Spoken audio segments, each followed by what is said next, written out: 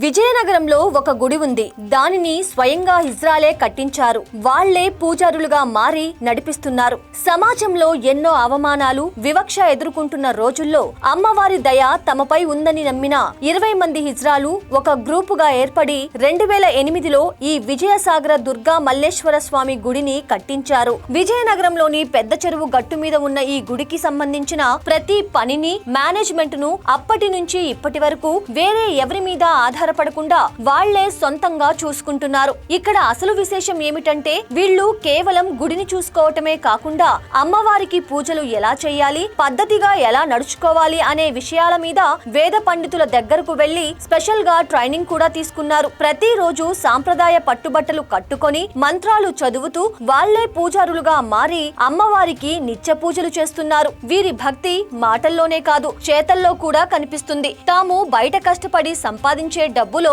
దాదాపు 90% మొత్తాన్ని ఈ గుడి డెవలప్మెంట్ కోసమే, అలాగే ఇక్కడ జరిగే సేవా కార్యక్రమాల కోసమే ఖర్చు పెడుతున్నారు. మామూలు రోజుల్లో అయితే ఈ గుడికి ఒక 200 మంది దాకా భక్తులు వస్తూ ఉంటారు. కానీ అమ్మవారికి ఇష్టమైన శుక్రవారం రోజు మాత్రం విజయనగరం నుంచే కాకుండా చుట్టుపక్కల జిల్లాల నుంచి కూడా దాదాపు 2000 మందికి పైగా జనాలు వస్తారు. ఈ గుడిలో ఎలాంటి VIP కల్చర్ లేదు. దర్శనానికి టికెట్లు కానీ, స్పెషల్ పూజల టోకెన్లు కానీ ఏమీ ఉండవు. డబ్బు ఉన్నవాళ్లు, లేని వాళ్ళు అనే తేడా లేకుండా వచ్చే భక్తులందరికీ అమ్మవారి దర్శనం పూర్తిగా ఫ్రీగా దొరుకుతుంది. ఈ గుడి కేవలం పూజలు చేసుకునే చోటు మాత్రమే కాదు, పేదవాళ్ల ఆకలి తీర్చే ఒక మంచి వేదికగా మారింది. ప్రతిరోజు రాత్రి 7:30 సమయంలో ఇక్కడి పూజారుల ఆధ్వర్యంలో 200 నుంచి 300 మంది అనాథలకు, నిరుపేదలకు ఉచితంగా అన్నదానం చేస్తున్నారు. తామంతా ఇక్కడ చాలా క్రమశిక్షణతో, చెడు అలవాట్లకు దూరంగా ఉంటూ దైవ చింతనతో బతుకుతున్నామని శ్రవంతి, మీనా లాంటి వాళ్ళు